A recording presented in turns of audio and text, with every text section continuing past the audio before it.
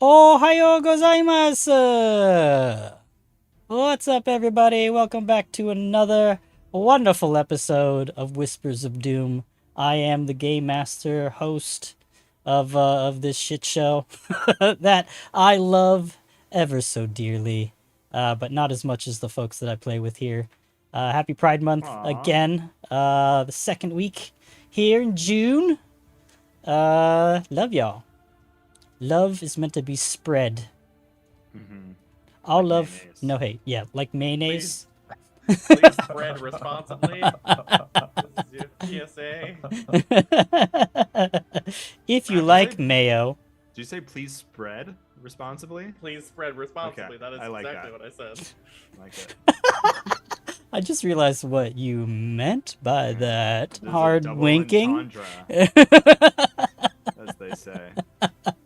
I know you all. So Gay. dirty. For all you Pride gays, non-gays, everything in between or outside of whatever you do with your bodies, we love you, and we hope you love yourself. We're here to remind you to Yes. love yourself also, so don't forget to do that first and foremost. If not, go to therapy. It's helpful. I'm laughing, but it's true.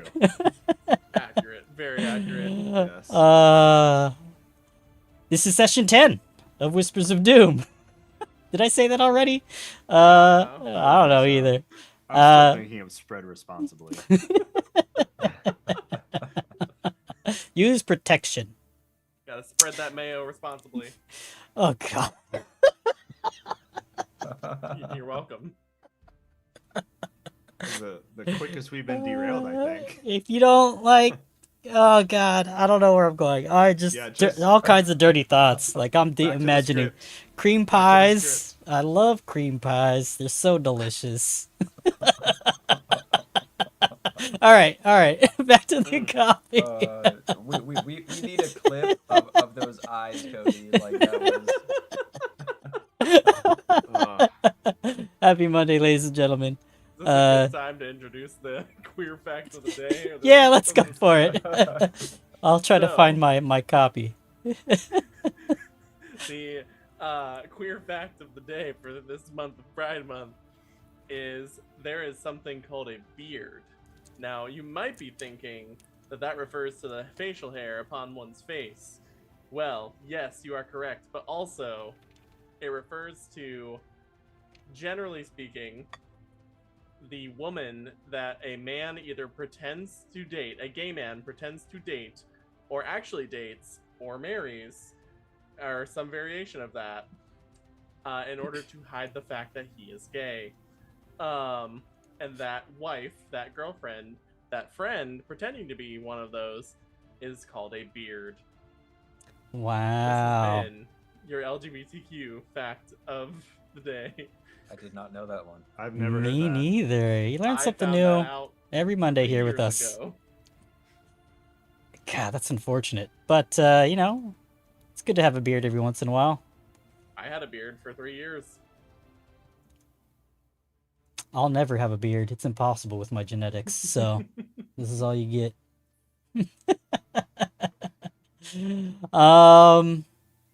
Yeah. I'm not going to waste too much time going through the copy, to be honest. I really want to get into the game and continue off where we last left off. So without saying too much, are you guys ready to jump in and live by the Live die? by the die, and and die by the die. At some point. Let's ready. I don't know if we're ever gonna get it, but No. it's With fun. 5 people? No way. It's That's part fun of to our try. brand, uh, if we ever do the show live, anything ever, it's still not going to be in sync. No. yeah. I should say that if you are joining us, you can if you're feeling so gracious, you could donate your bits to us, and for every I think 500 points, you can reward a player of your choice an obol or hero point.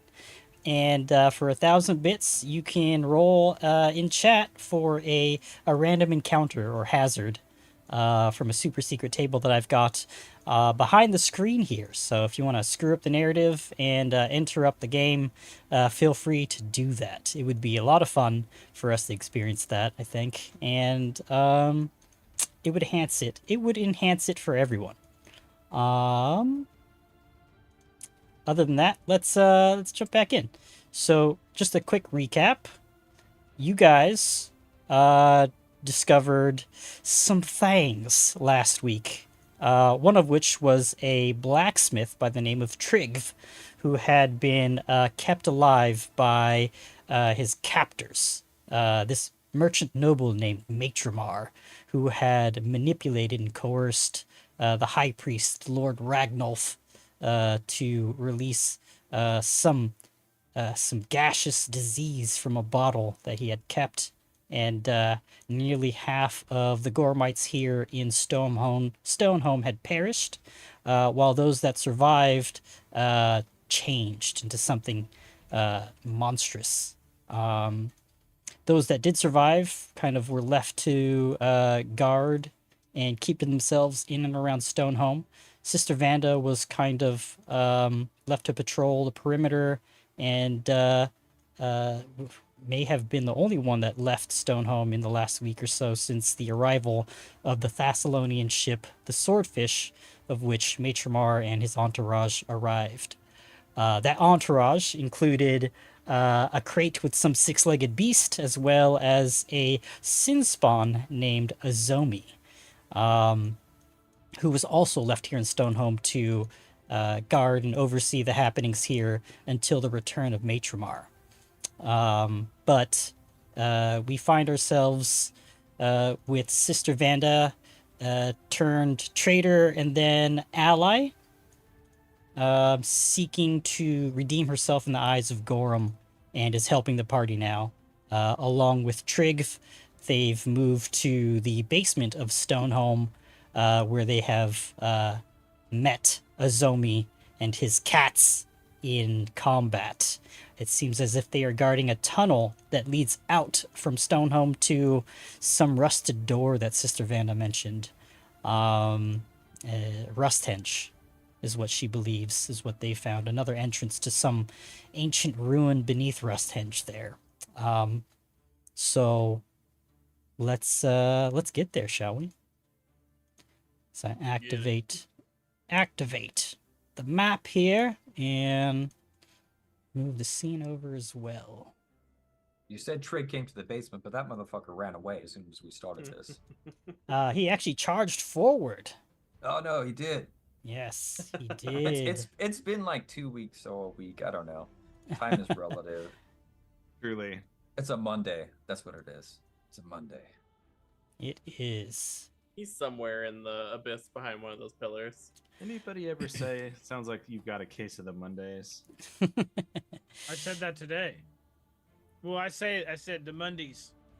Mondays. You can only say it ironically. Oh, that's why I admit he's in the Believe you get your shadow ass kicked from me. for saying something like that. He is in the shadows. He's in the Barely shadow. see him. In the shadow on the main. Yeah, he is. Naive Trigv and winsome Vanda is nearly dead after seeing what that tongue do from this Esapil here. What that tongue do, indeed. I don't think she's gonna make it to where Fen can heal her. You're gonna get a great sword. Just to show the watching audience here what the Esapil looks like. Ganon and you guys, just a quick reminder of the cats. The calico cats turned into this beast. They're about the same size.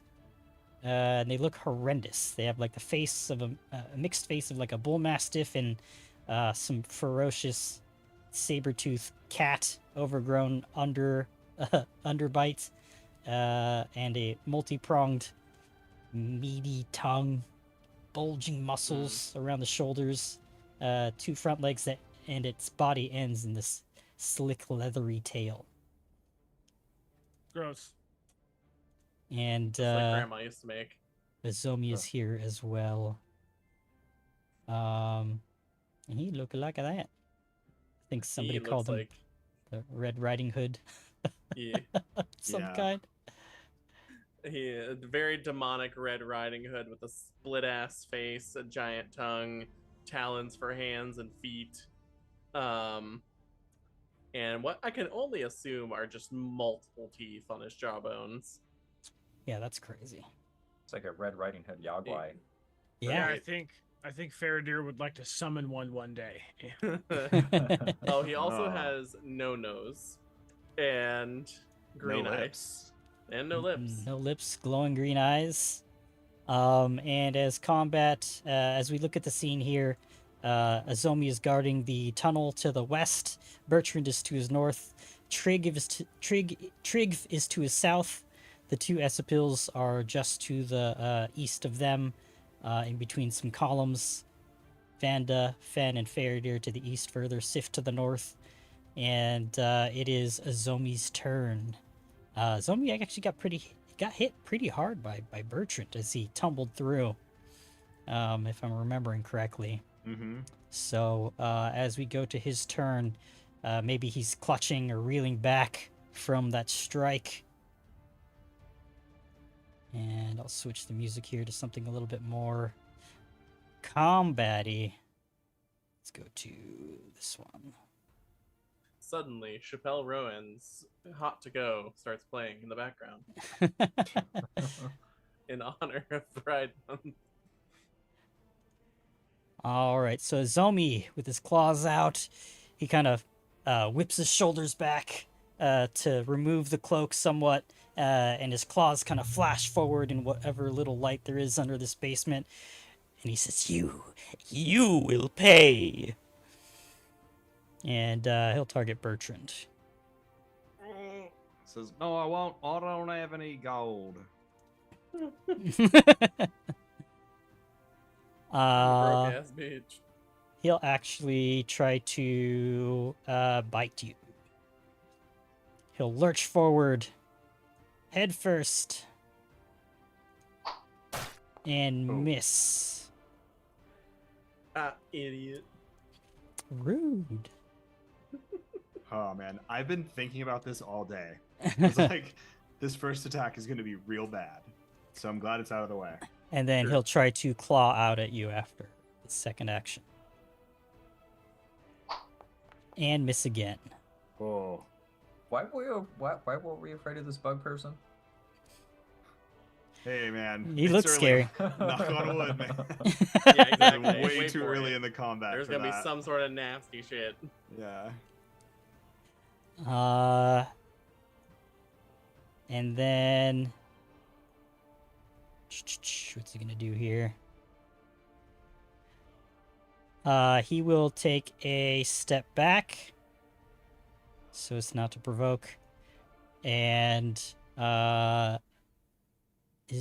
think he's able to draw a weapon also now. As part of the step. I think so. Got a bunch of Maybe not. arms. Makes sense. Don't you? Isn't that a feat in 2E? I know they changed something about stowing, or at least switching your weapons around. Isn't switching weapons? I think that's one action. Let me just double check here. I want to make sure.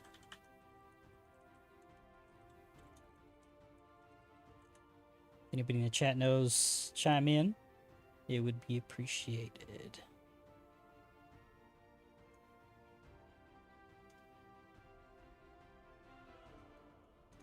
I'll just call it. I'll just say that he'll just step back. I won't let him draw.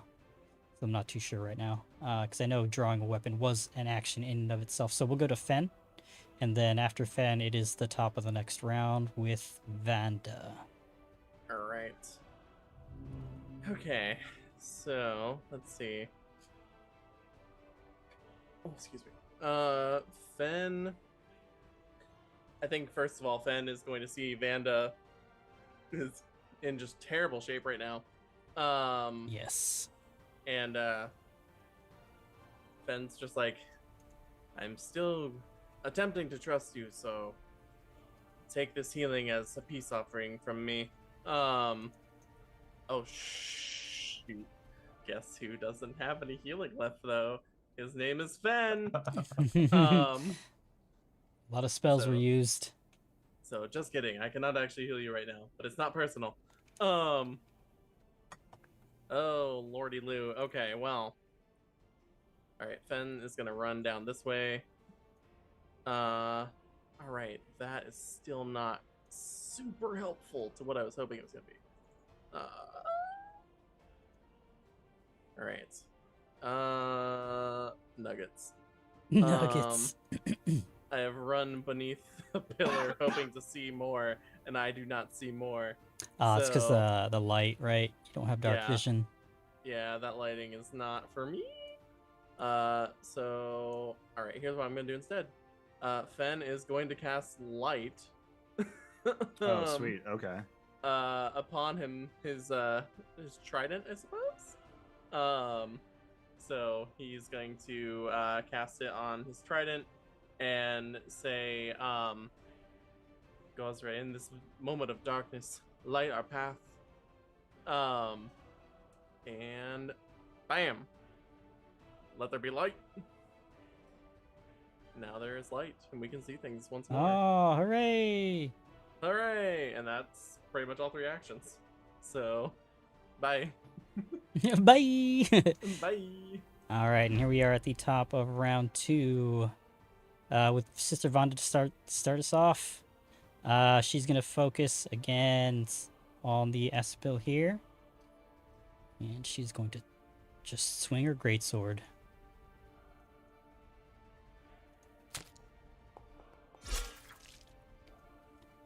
That is a hit with an 18 total on the Espil. And she's going to deal some damage. 12 points of damage. Nice. Not to Vanda. God. Dang it. It's like, I can't oh, no. face Gorham anymore. It just falls on her sword. The Espil takes 12 points of damage, and she nearly chops it in half, but it is still standing. Somehow. Some tinky cats. Yeah, right? They got 9 lives. And They're demons. she will swing again. Second attack. With a hit, the 20. Good for her. Finally. Oh, yeah, max right? damage. 15 points of Nice. damage. Fucking A. Oh, not her. Jesus Christ. I know. I hate when Foundry does that. It's so aggravating. I mean, so she likes hitting animals, right? Because she beat the shit out of me. Yeah, dude. She's got some psychopathic tendencies here. Vanda, the animal abuser. Maybe we shouldn't save her after Yeah. all. Take her armor. Take her sword. All right, and after that, she will step. No, she'll. I think she's gonna step all the way forward for her last action. Hmm. Finally doing damage just in time to die. She yells out to Azomi. You will die! Gorham be praised! Accept this as my apology! Ben from a distance. I think I accept it. Just don't die. Yeah. And we go to Sif. Okay. I don't think I can see the light is acting a little weird. I don't think I can see Azomi technically. Can I? If you can see the corner, you can see him. I, Yeah, I if you can see the corner, yeah. Yep, you can see part of him then. Okay. If you see any part of the corner or the square that he's in, then you can see him. If you do anything, he might get partial cover. Yeah, that's fair. I think I will attempt my device of stratagem. Oh, why did it zoom in? What is going on? Cool. I Think. don't know. That was cool. I That's don't super know what cool. happened. I don't know what that is. Okay. So devise a stratagem. like that. That was cool though, yeah. Okay. Sif thinks he's devising a stratagem. Yeah. Yeah. Pull out the Sherlock thing. Okay, so I just like last time, I roll a d20 plus 7. You privately rolled some dice? Wait, did I roll? Did you roll? I'm confused. You rolled. How? I see the roll here. Okay, I don't know how I did it, but I did it. It's plus 7, whatever it is. Okay. That's my devise a stratagem roll. So I need Gotcha. to know. What was it? It's a 16, so 23. Oh, okay. Great. I will use that to attack this ugly cat thing. And I didn't realize I was looking at some of the rules. The longbow that I've been using has volley 30 feet, so I actually Right. get a -2 on it. So it's going to be a 21 rather than a 23 to hit. Gotcha. Okay. That is still a hit. Yeah, that better fucking hit at level 1. Come on now. Okay. So, and then we are gonna roll some damage, and I get to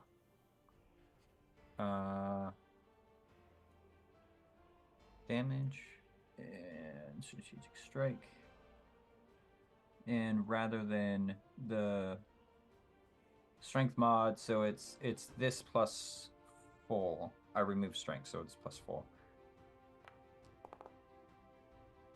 So 8, so 12 points of damage. Awesome. Nice. Destroy him. All right. It takes 8 points of damage. 12. Because it's Oh, plus sorry. 4 because of my Gotcha. Cool. And then don't really have, it's 2 actions. I'll just fire again at this guy. So successive is -5 and then -2 because of the attack penalty. Not great, but we'll give it a shot. So it's, oh, not that one.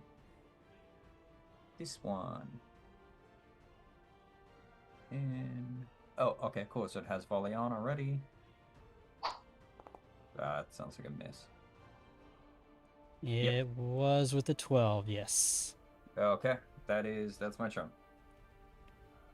All right. And it is Trig's turn. Come on, Trig. I think I may have just mentioned this narratively, but Trig was exhausted and not in good shape, being put to work, and Do remember that. not being able to leave the smithy on the ground floor. So I'm gonna apply the fatigued condition to him. Fair. It's only fair. And with his smithy's hammer out, as exhausted and tired as he is still devout to Gorham and Lord in iron for glory and battle. He swings his light hammer on Azomi. Yes, get him, Discount Aragorn. And misses. And attempts again. Oh wait, he hasn't hit. I wonder how many people playing this have both Vanda and Trig in this combat. I don't know. Question. That seems like a unique scenario. Oh, he hit him with a natural 20. Get him. Oh yeah. Choo Bash his head in. Choo choo. I didn't see Thomas, I but didn't either. Yeah. I think it's because of their secret roles for the NPCs, but I definitely see them. All right, so he deals additional damage. He has a passive called Smith's Fury. Gets an additional D6 when using his light hammer. So, yeah, let's roll Let's some see critical here for you. damage. just critting swords all day. Bing, bing, bing. It's got to be accurate, right? Yeah. Precise. He's going to deal 14 points of damage to Azomi. Fuck yeah. Azomi Dude, that's is massive. not looking good. I would say, how is this thing still Barely standing. He's like limping. He kind of reels back, takes a back step. He shakes his head, and his tongue kind of whips around. Saliva kind of splatters everywhere. But he's still standing. He's like, And Trig will swing again.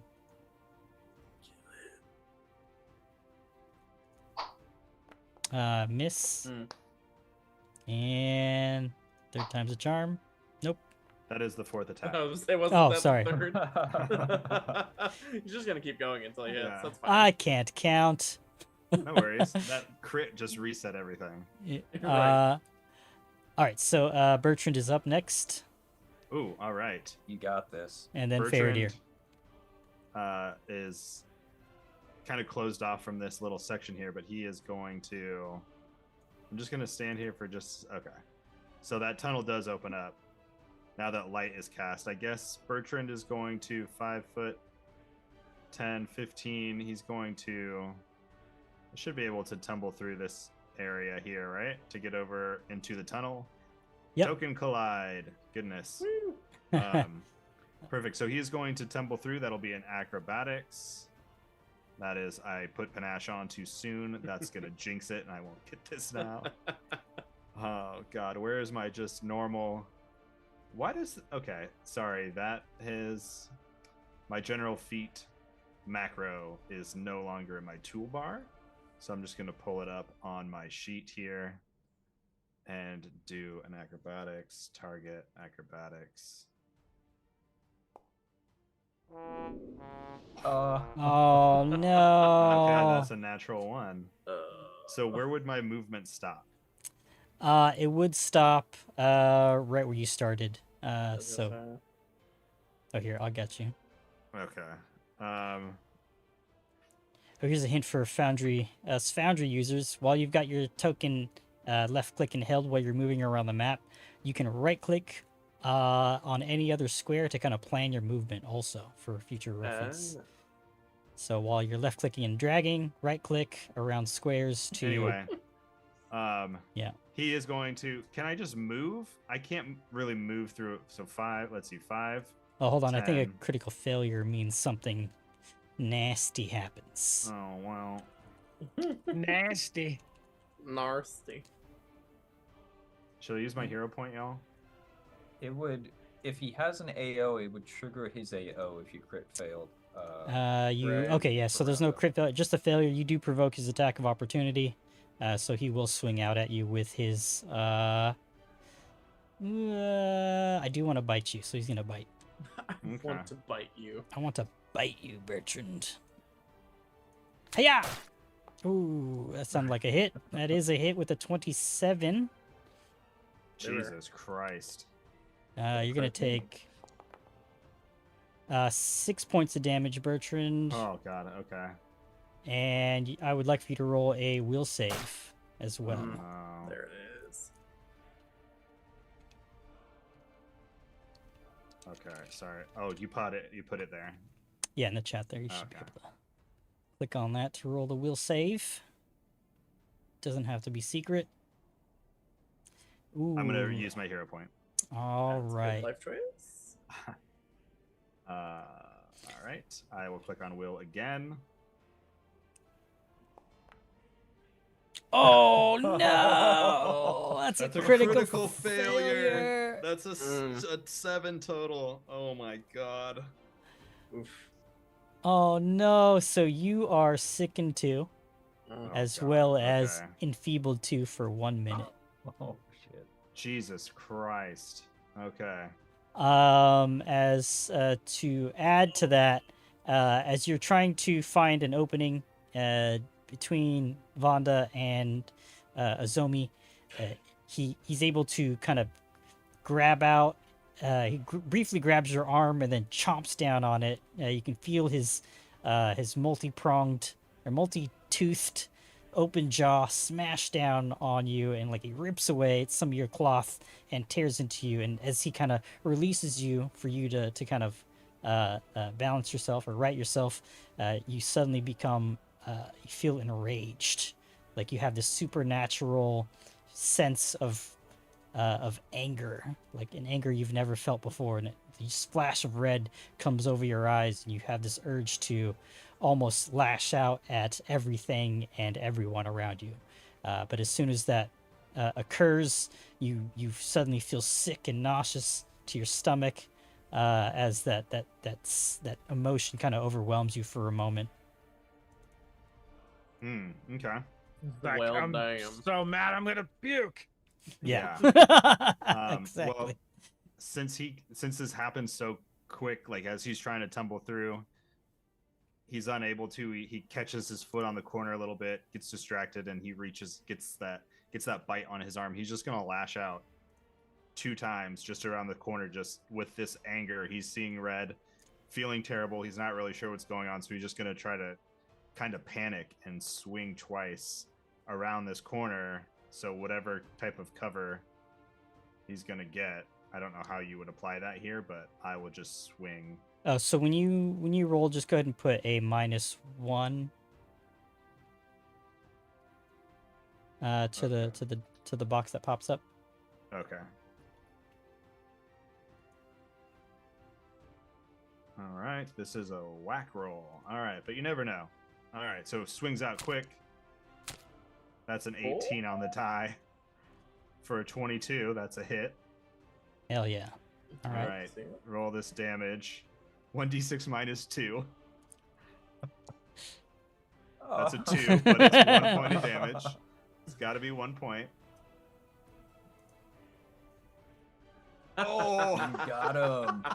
He had 1 health left, apparently.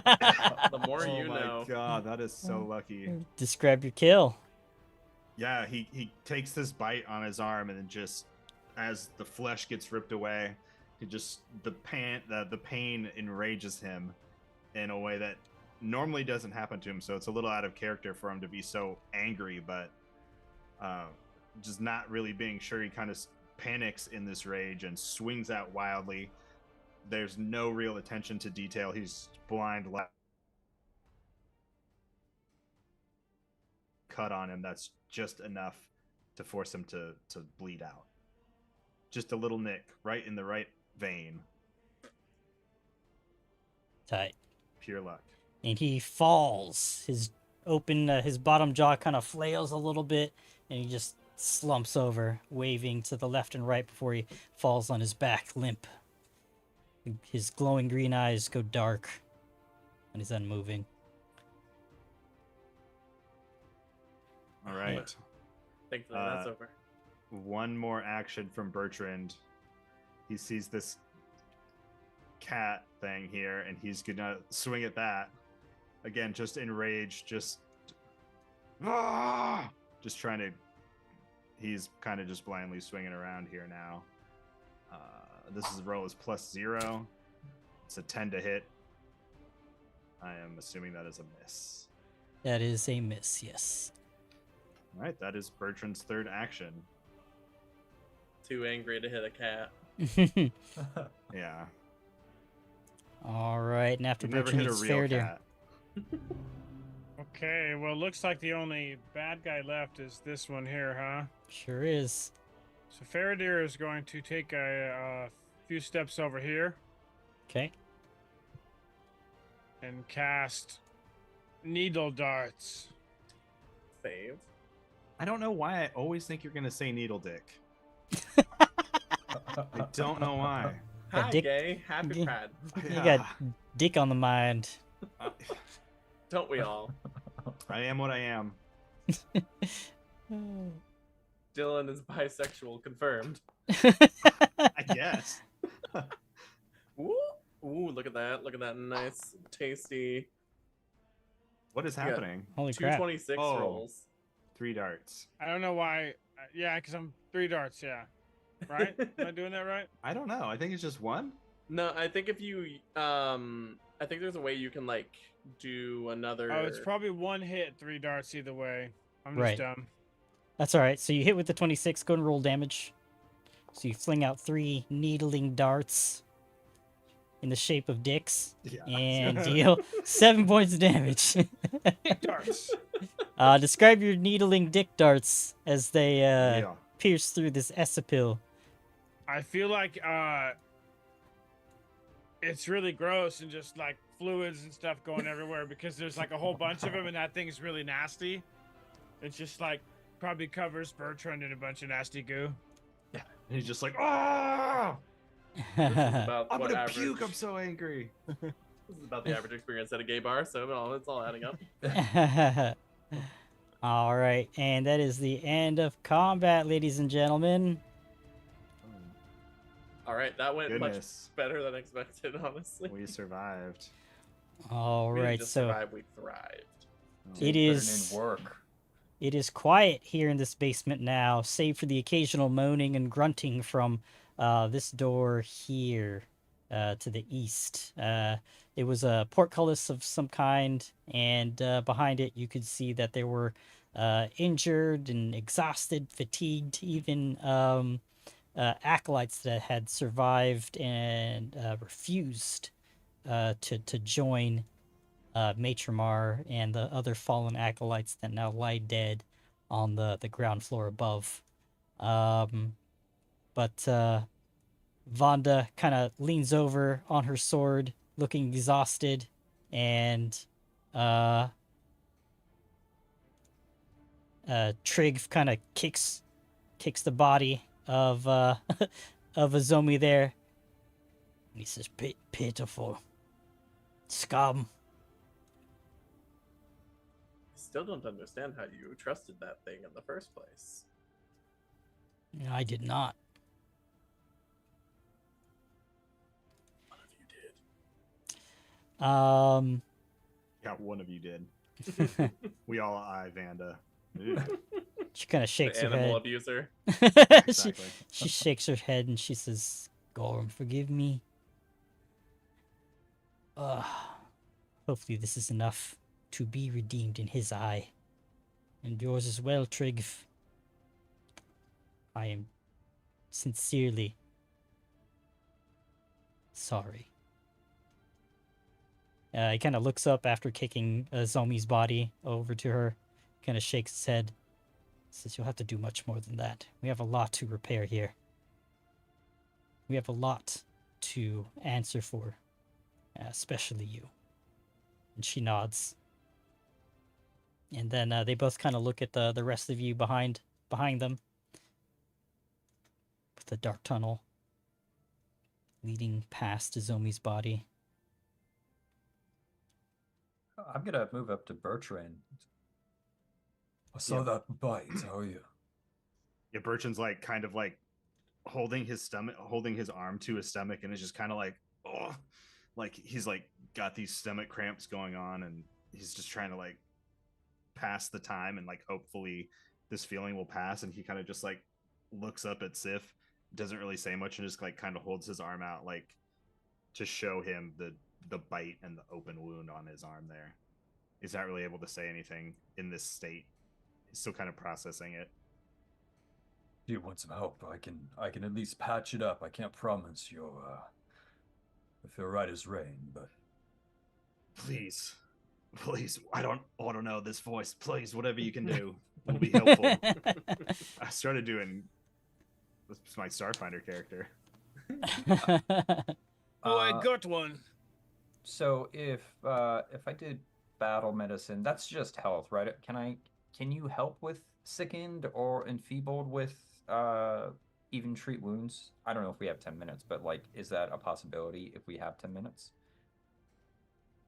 I do think that this will only last a minute, but Oh, okay. the wounds, like while you're like patching up the arm, he would start to feel better, I think.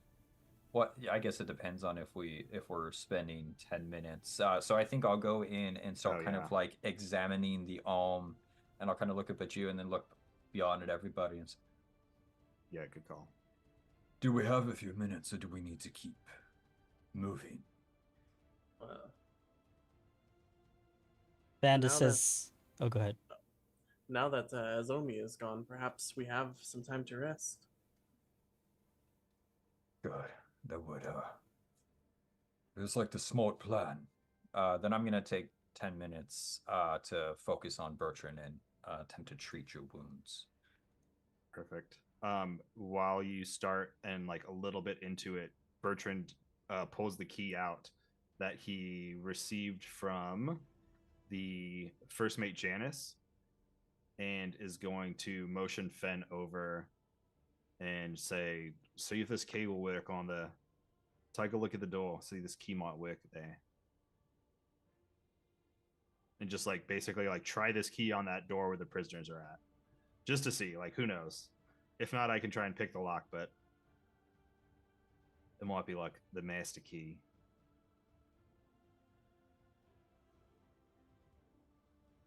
I'll keep watch. I'm gonna hero point that so that I don't critically fail on treating your wounds. Kill me. Okay. Yeah, I believe I do damage to you in that case. Okay. Let me... Should tine one.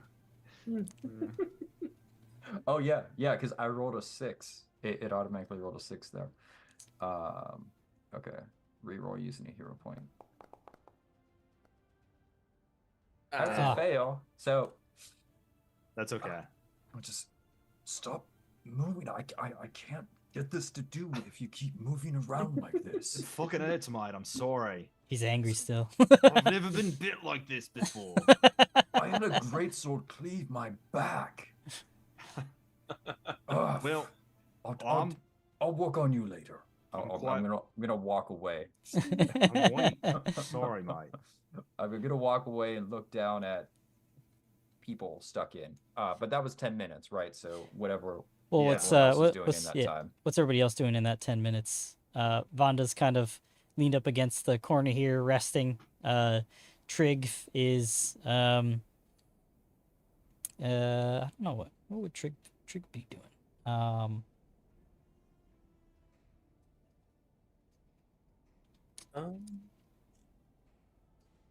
I think at this point, Fen would just check in with Faradir, just to make sure that he's all good, since he is his prime objective. So, Faradir, I trust that you are all right. You seem to be okay, but I want to check in. Yes, still kicking. All right, good. I would feel terrible if something happened to you on my watch. Yes, I appreciate you keeping me in good health. I do my best despite the circumstance. I think I'm gonna spend a moment and spend some time and to meditate on my thoughts. Yes, perhaps this is a good idea. Vanda's kind of keeping watch on the tunnel. Trig walks down maybe a few feet, kind of investigating a little bit, but it's too dark for him to see. So he'll stay at the edge of the light going into the tunnel there to keep a ear watchful eye out. And as you all are kind of milling about for these 10 or so minutes, we'll just say that the scene cuts away for a moment, kind of fades to black, as we see it kind of fades into view a bright blue sky with the sounds of the ocean and passing seagulls. There's a gentle breeze even sweeping through the beloved skyline of... Oh, that's very loud. Let's turn that down. Gentle breeze sweeps through the beloved skyline of a familiar town for some of us, Sandpoint, known to the locals as the Light of the Lost Coast, with the old lighthouse ruins standing out as the tallest jut and the region's namesake. The streets are lively with citizens and others such as merchants, bards, and itinerant preachers of various religions milling about the front of the cathedral. There's a cacophony of life amid the consistent waves of the ocean meeting the shoreline, melding with the sounds of a quaint coastal town and nature. We see a younger Fen of about 10 years old, sat upon the shell-laden sands just down the cliffside behind his home on Gull Street. Cody, do you want to describe to us what 10-year-old Fen kind of looks like? What he's wearing? Yeah, so I envision younger Fen as just someone or a kid dressed in very simple robes and things of that nature. A bandana wrapped around his hair, um, and has like a seashell necklace that his mom had made for him. Um, and he, his feet are like all calloused from running around barefoot most of the time, and have kind of almost a weird polish to them thanks to the spending so much time in the sand. Um, and yeah, he is a young, bright-eyed um, young man of 10. Um, so that's kind of what I picture. Nothing too fancy with him because he didn't grow up super like wealthy or anything.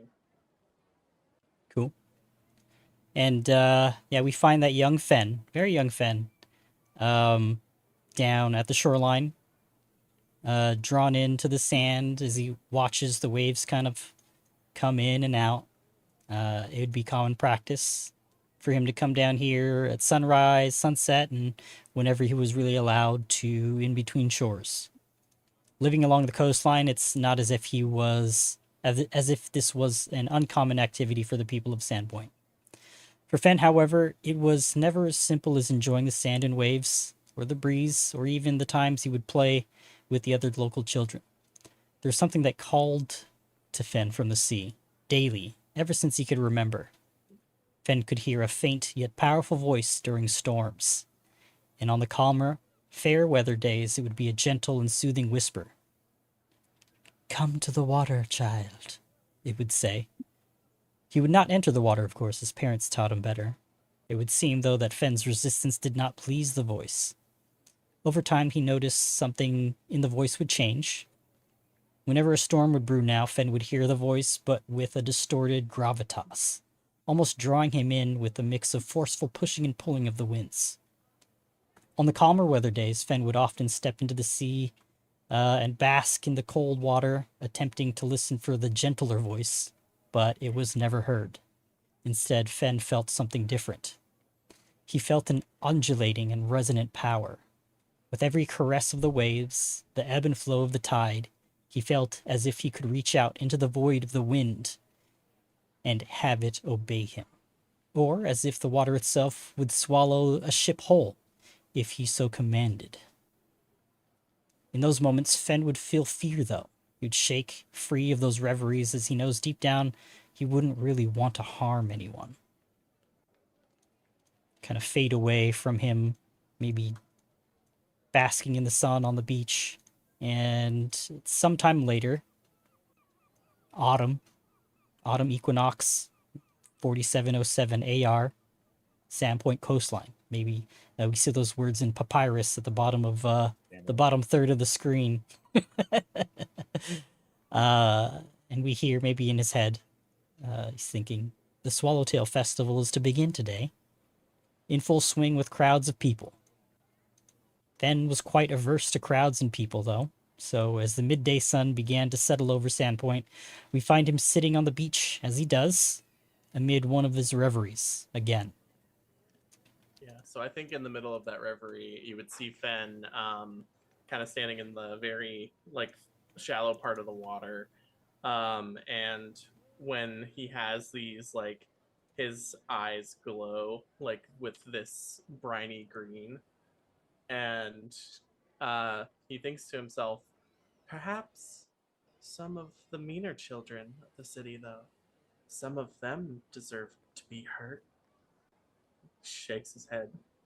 No, no. Mother and father would be disappointed if I hurt someone. Why would I think such things?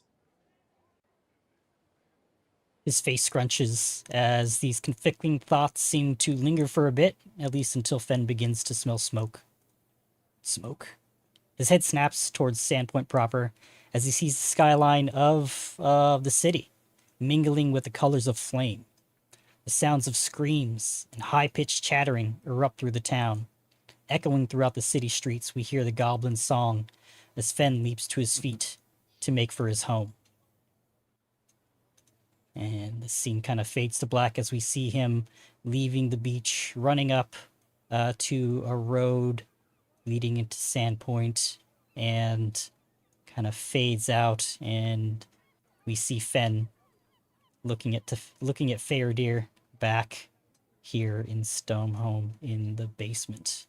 Yeah, I think during that that encounter just made him realize, like this. I mean, the past few encounters really made him just feel, what if I lose someone else? And he's having this moment of internal panic, and he grasps onto the like shell necklace that he had as a child that he keeps with him. Usually in a pocket, but sometimes he'll wear it. And a small vial of ocean water that he had captured at some point early on and has kept it with him ever since. Um, and like those things kind of all together made him have this flashback as he feels something awaken in him. No doubt. That was cool.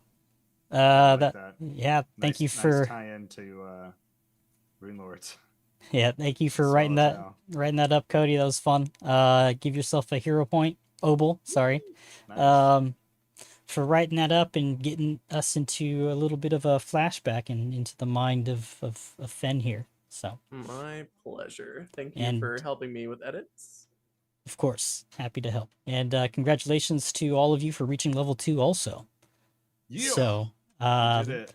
let's talk about some level ups. Who wants to go first? Anything special about level 2 for your character that you want to highlight and go over?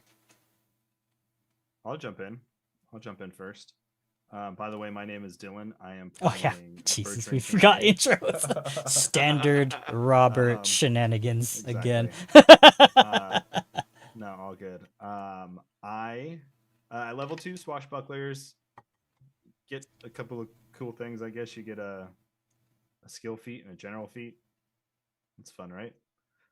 Or sorry, not a class. I got a class feat and a skill feat. So for my skill feat, I took rolling landing, which builds off of catfall and allows you to basically, when you take no damage from falling, you can stride, which is kind of cool. So skill feats are very niche, and I don't know. I'm just gonna build off this acrobatic stuff for Bertrand, and then for the class feat, I took Charmed Life, which is a cool little swashbuckler thing. Whenever you're attempting a saving throw but you haven't rolled yet, it will trigger this, and you can gain a +2 circumstance bonus on the triggering save. So I could have used that on that will save. I was moments away from having that, but it's all good. Thankfully, I didn't die from it. And the archetype that I am taking, since we're doing the free archetype thing, is the duelist. Are we not? Should I not say it? If you want to, you can. I mean, you already said it, so but like if you want to keep it a secret, feel free. Anything you guys want to keep to yourself and kind of reveal later. I'm going to say it. I'm all for it because I'm going to use this pretty much immediately. So I'm taking the duelist dedication. All right. Which has some cool feats that I can take later on in this dedication that will fill in after you maybe hear Bertrand's little backstory thing. But the thing that I immediately get is quick draw, where you can draw your weapon and attack in the same action. So sick. That will be helpful as well for trying to do damage to people with a lot of teeth. So that's the main gist of it. HP obviously basically doubles at these early levels. It's massive. So hell yeah. I can go. I can share. Please. Cool. So hi, I'm Jacob. Spellcrashers over on YouTube. Playing Sif, and at level 2, as you know, I'm an investigator. So my class feat that I picked up is called Shared Stratagem. So that when I use my Devise a Stratagem and I hit somebody with it, I can then choose one ally and then that creature is flat-footed to that ally on the next attack from that ally before the start of my next turn. Neat. So Hell yeah. we don't have any rogues, but getting that -1, -2, whatever it is, for free essentially is really, really nice. Mm-hmm. I took a free archetype. Not going to talk about it. And Ooh. yeah, it'll come up. And considering how much Sif attempts to heal, and the fact that I really almost botching really almost botching Bertrand's thing, I think was the final insight into leading me to pick up risky surgery. Oh, okay. Which, when I treat wounds, I can deal 1d8 damage to my patient before I apply the effect to treat wounds. Fun. But it gives me a +2 circumstance bonus to medicine check to treat wounds, which with skill increases, taking it to experts, and like the healing kit, I have like a +10 essentially. So, and if I get a success on a treat wounds, it's now a critical success. So also, now that I'm an expert, I can choose not to do the DC 15. I can choose the DC to do the DC 20 or even a grade on. I have about a 50% chance there. So yeah, That's cool. should be pretty fun. I really like that thematically. That's a cool choice. Yeah, it fits. I had looked at Catfall because I'm like, that's really cool, but I'm like, I'm a dog. Like, yeah, you should be able to take that as a, what is it? What's the new name for Colo. Colo. I was gonna say Kyle. I knew that was wrong, so I didn't say it. I'm a Kyle. Yeah. Yeah. Fetchlings. Mm-hmm. Cool. What about you, Nick? Everybody, my name is Nick. You can also call me Big Red, and playing Faradir level 2. I took the class feat cantrip expansion to give me a couple more spells. I'm gonna keep my archetype on the low for now too, because it's sort of interesting. And for the skill feat, I took magical shorthand. Helps Faradir learn spells a bit quicker. He wants to learn more, and it's just learning spells kind of comes easy to him. That's gonna reflect there. Cool. So yeah, that's Faradir. Awesome. Nice. And last but not least, level 2 Fen, played by Cody. Yeah. So, in light of the story that we just heard about Fen, I will give you his archetype that I've chosen because it just makes sense. I have taken the Blessed One dedication, touched by a deity and gifted with the ability to alleviate the suffering of others. So now I have Lay on Hands as a devotion spell. Cool. And so it gives me even more healing, which, as I've seen, as soon as needed. Yeah. We gotta go rest now. Yeah, for real. And my skill feats, I'm kind of excited about this one. I took Predict Weather. That's cool. I just figured with Gozra being the god of storm and wind, water, all that jazz, it just made sense for Fen to have that. And his class feat is I took Domain Initiate. Oh, hell so yeah. now he'll get some more domain spells, which oddly enough, Lightning didn't show up, which I should be under Ghost Red, but I don't know why it's not. So for the time being, until we can maybe fix that, I picked Water. Cool. Hell yeah. Well, congrats, y'all. Welcome to level 2. Oh, it's nice. Yay, Feels we good, survived. man. Happy to be here. All right, so let's switch on back to the map here for our video audience. And we'll get back into the scene here at the basement of Stonehome after a bit of a 10-minute rest. Real quick question. It Yeah. auto gave me 11 hit points. Should my max threshold go up, but my current hit points stay at 4? Or since we leveled up, do I gain those 11 hit points right away? If it stays proportional, we'll just run it with that. Okay, perfect. That's all good. Yeah, because 15 is much higher than 4. Yeah, So just making sure that that's how we want to play it. it's fine. I'm not worried about it. Cool. We're gonna go rest right away anyway, hopefully. So, Yeah, so what are you guys doing here? Sif Um, walked away after being frustrated and attempting to heal Bertrand. Yeah, Faraday and I Finn are went to having a look brief at conversation. I think last time you mentioned there were like people in a grate or something, so I went to kind of check that out and figure out what the situation is going on there. Yeah, Trig or Vanda would have mentioned that the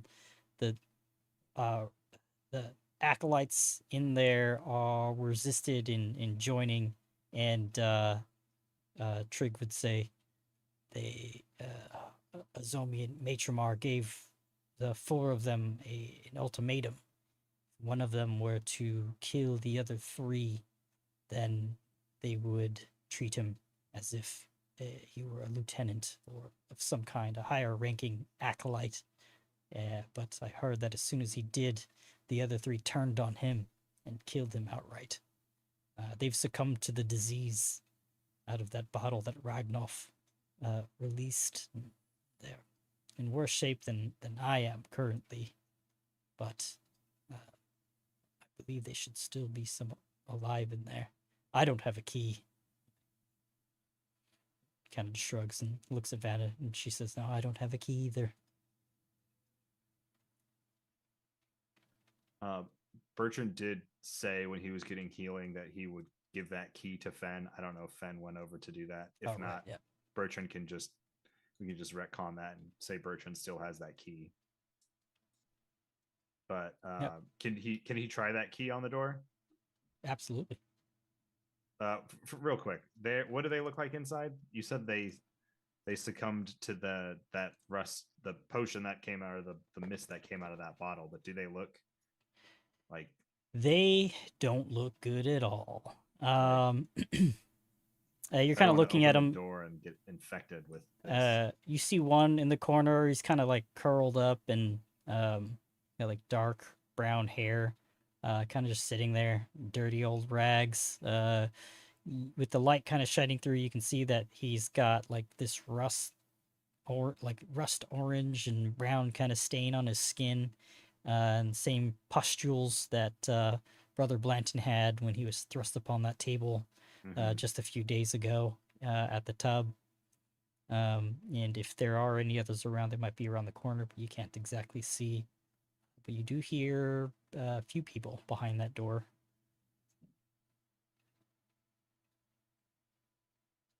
But Bertram will turn to Sif and say, "What do you think? Should we open the door? They might be contagious. I don't. My skin's like real fucked up after that bite. I don't want to get rust on the other arm. Gotta have one good arm." I can open the door if you give me the key.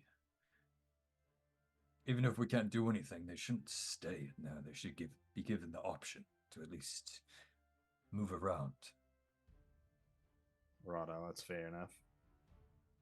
So Bertram will try the key then. Okay, you try the key, and it unlocks. Oh wow.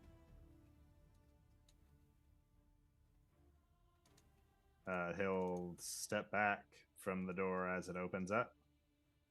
Kind of just like whoop, push it and like doors open, mine, he says. Yeah, I'll open the door and kind of walk in. Yeah, you walk in, and as more of the light kind of peers in, the 3 folks that are in there kind of cover their eyes and go, "Oh, and you hear this guy in the corner say, "Who are you? You don't look like a zombie." What? I kind of lean to the side so that they can see Bertrand. What's He going just pokes his on? head in. He just killed a Mike. zombie. It was a lucky shot. You don't need to say that. Well, it was. So, What's Are you here to rescue us? Is that what you're saying? Yes, you're free to go. I don't know if we can do anything for your condition, but we have your comrades waiting outside. This guy in the top corner, he gets up, kind of a little too fast, and his eyes kind of almost roll back, and he reaches out to you for balance. I try to go to catch him. Or you catch him, and he kind of leans over, and his eyes, they look like they may have been hazel, but they've been tinted by whatever disease, and the whites of his eyes are starting to turn orange, and whatever hazel he had in his irises are as well. And you kind of look down his neck, and you see it's like this black rimmed like skin markings with the orangish white-headed pustules creeping up towards his head. Across his neck. They all three of them look like that. They're in bad shape, malnourished, dehydrated, and infected with whatever this disease is. But they seem very desperate to get out and out of this room. Inside here, it smells like shit and piss, and also booze. You look over to your right, Sif, or to the south, and you see that there's open barrels of ale. Barrels of ale. It looks like they've been drinking out of that to subsist on whatever. It looks like they haven't been given any food or water otherwise. And there is a dead body in the bottom right corner. Does the sickness is it reminiscent at all of the Garum Knight that made it to Osprey Cove? Yes, but it looked like he had succumbed to the disease a lot faster. They look like they might be dealing with it, but they haven't gotten to that extreme as you had seen on Brother Blanton. Gotcha. I'm gonna kind of walk this guy out and like kind of set him down so he can lean on and stand on the crate there. And then I'm gonna call over is it Tig? Trig. Right. Trig, will you come help some of these men? I'll make eye contact with Vanda, but I won't say anything, considering everyone thinks she's the traitor. So Yeah, she'll stay over there. She's kind of watching out of the peripheral, but she understands that she fucked up and doesn't want to interact too much with her compatriots as they kind of come piling out, sitting down on the crates and barrels nearby. Drink Breathing. away so that one can sit on that. Okay, he kind of does a walk around. He's like, oh, thank you. I have rations in my backpack, so I'm gonna pull out 3 rations. I'm gonna give 1 ration to each of these prisoners. Yeah. They all nod and eat it. They just, they're so thankful. Like, there's no words for them. They're kind of just sitting there in silence, coughing occasionally, scratching at the disease that's kind of taken over their skin a little bit. Snotty. They don't look good. One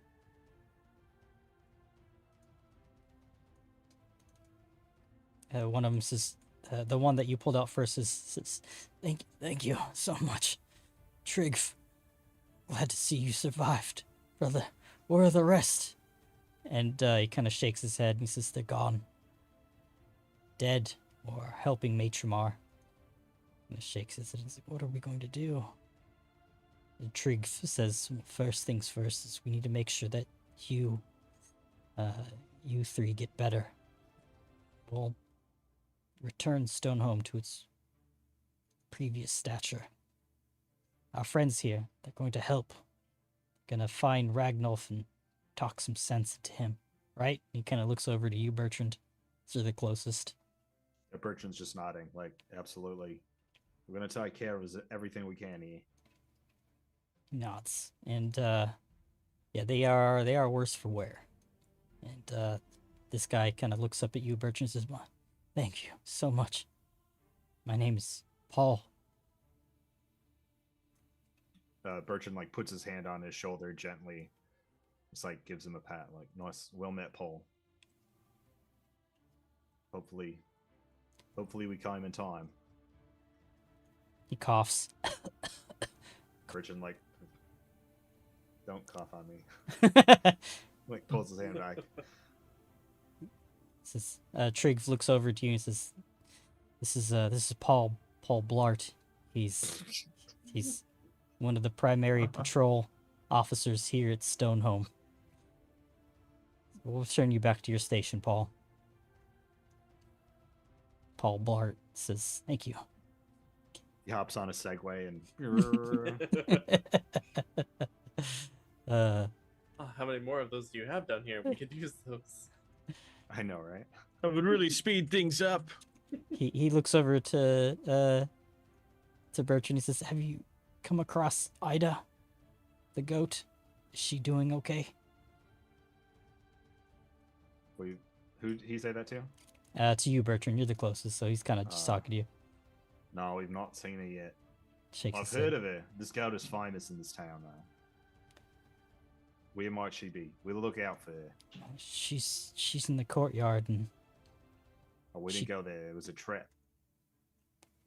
oh yes, they would reset it, wouldn't they? Bastards. And he coughs again.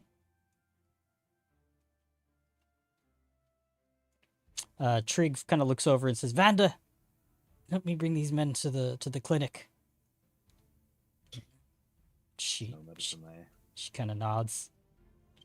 She hobbles over with all her wounds and shame. I think it's maybe best if we all head to the clinic at this point. At least for some sort of respite from everything that has occurred. Vanda agrees. She'll look over to you, Fen, and say, "Yes, I think that might be for the best." Without any warning from Azomi, they'll assume that everything's fine here in Stonehome. Well, Before we go, we might want to take a look around here. Just yes. make sure everything's clear down here. Looks like As- Sif's. I was Elbow gonna deep. grab Faradir actually as you guys were talking about going up to the clinic Mhm. and kind of bring him over so we can both look at Azomi. Ooh. Faraday stands right on his corpse. Starts fucking squatting on him. Yeah, teabagging him. Teabagging him, I was Teabagging gonna him, say. We won. Yeah, exactly. Doesn't even have to kneel that far. Dang! You saying Faradir is hung, bro? He's old. He's got them old man balls.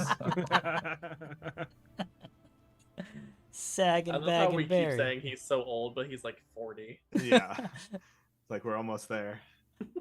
Well, I thought he was in his 50s. But he looks older than he is because in his trips to Assyria and he aged his skin. Oh, Mhm. sure. And apparently also sagged his balls to the level of a geriatric man. It's the Yeah. heat. Exactly, dude. It's the desert heat. For anyone looking to gain size, apparently, that is the secret. Yeah. The Size dry or heat doesn't length. mean anything. His balls hang low and they wiggle to and fro. Yeah. Do your balls hang low? They used to call me Pendulum Faradir. Right. From the chat, man's got a sack of holding. Uh, Oh El man. Chivo brings us Paul Blart, Maul, Dying Man, and now we have the sack. Oh man. All right, so you knuckleheads gonna continue exploring this room before heading up to the clinic to rest, or Sure, why not? well, do Sif and Faradir do anything with oh, you guys? I thought you guys were gonna take her up to the clinic to examine, or were you gonna examine them here? Oh, I was gonna look at him here. Okay, sure. Yeah. What? Well, so we'll say that while Faradir and Sif are looking over the body, Vanda and Trig for bringing the the sick folk back to the clinic. Bertrand and Fen may be helping with that, unless they want to stay and examine the body also, or explore I think he this wants this to floor look further. around a little bit. Yeah. Okay. He'll kind of like help them to the stairs while Trig and Vanda help the other ones up. He'll kind of stand there with the third one, and Sure. then kind of just hang out for a bit though, and he does want to look around. Yeah. I think Right. Fen would like to check out some of these crates and barrels just to see if there's anything helpful. Sure. Go and roll perception checks, the two of you. Okay. And while Yep, they're I- doing that, Faradir and Sif, what do you guys want to roll to investigate Azomi's body? He does have a halberd that he didn't get a chance to pull out, so that's available for you guys to open up on his token and drag and drop to your inventory if you'd so wish. Interesting. Honestly, I've never seen a creature like this. I've studied, so I'm really fascinated by like his physiology and stuff. So, Mhm. I think I'm letting Faradir more look at his pockets, or I'm assuming that's what he's going for. I'm examining the creature and trying to understand this, and if I run into it again, maybe I have further insight or something. But I'm trying to understand what he is and yeah, just get more of the lay of the land, I guess. Sure. Okay. So you spend the rest of the night, a few hours, 10 minutes, looking over the body. Talk to me about how you want to examine him or their body. Yeah. I mean, I think while we're down here, probably spend, just a couple minutes looking over him. And I think if we deem him interesting enough, and depending on what we're doing, I would probably work with Faradir to get him back up to the clinic so we can actually properly examine him. Especially if everyone leaves us alone down here, right? But I mean, I think Sif is doing a lot of thinking. He's caught up in a lot of thinking. He's not communicating very well with Faradir. He just, knows Faradir has some knowledge on this stuff, so made sure to bring him over. So, is there a particular skill or a recall knowledge in particular that would work best in this scenario? Because if so, well, I mean, I guess mine would be Arcana would be my best, but I know have you Demon said Lore. yeah. Demon lore, Arcana would work. I know What you do- mentioned me looking in his pockets and stuff, but I'm an expert in Arcana, so Oh, there you go. Yours is probably +10 then. I have a +9 because intelligence is my secondary skill, which I sort of. Mm. But once we ability boost, that'll be taken care of. A 14 Arcana roll. I did not roll very well. All right, I'll do with these. Oh, for the recall knowledge, make sure they're secret too. Okay. My B. All good. Would you consider this part of my pursue a lead? Yes. Line GM roll. All right. All right. So you guys are contemplating Azomi and what he is. As we'll cut to Fen and Bertrand, kind of exploring this floor here, this basement floor, while the rest of the Goromites head back upstairs. So Fen, I'm going to move your token for a moment. As you come into the storage room to find some things. I found a healing potion and an unopened Tony keg of Aquavit. AKVAVIT. Aquavit. It's a herb seasoned vodka Ooh, and 5 healing potions. holy Oh, shit! Those were in and- there with the prisoners. Yeah, interestingly enough. And They were too sick to look. oh wait, no, I was supposed to say and 30 gold. That is a lie. That is how much this stuff is worth. Yeah. Okay, nice. This is a good haul. I got really excited about the gold for a minute, not gonna lie. So it looked like there was more than just the 5 healing potions in there, but it looked like it didn't do anything to satisfy their hunger or exhaustion, so they left the remaining 5 in the case there. That's fair. So, yep, go ahead and drag and drop those on over. Yeah, working on it. And There we go. and another hint, not really a hint, but another Foundry VTT kind of thing is if you go to the Actors tab, you'll see the party is under a specific row there. You can click on the little sheet, the open sheet there, and you'll notice a ton of info about each of you as party members. Oh, cool. And here's where you can also kind of drag and drop stuff into the stash for you guys to kind of like dole out and pull from to each of your individual tokens or sheets also. So if there's anything in your person that you want to move over, you can just drag and drop it into there for people to take and leave as they so please. Just a group loot sheet. Gladly Dang. put this This pen is loaded. keg into the stash. I do have a lot of things. Yeah, I got some stuff, I guess. I mean, we could sell. Okay, I got some useless crap too, but it's probably not worth a lot of money. I do have an anti-plague and 2 of those LC's Exiled Bottled Vin. So I mean, we could put those in the party loot because that's kind of anybody could use them, huh? Yeah, anything you guys think you can share and kind of look at, we can drag and drop as we can take care of most of that stuff kind of offline. I found the send to camp button Gotcha. for any Yeah. of our You said followers, it's just K3 drag people. into the actors tab. Into the sheet once you've got the party sheet open. Yeah, there's like the paper tab, like the paper with the fold over right next to the party. If you open that up, and then stash on the actors tab. Actors tab, and then it should be the There first. it is. There Okay. you go. Okay, that's working now. Stash.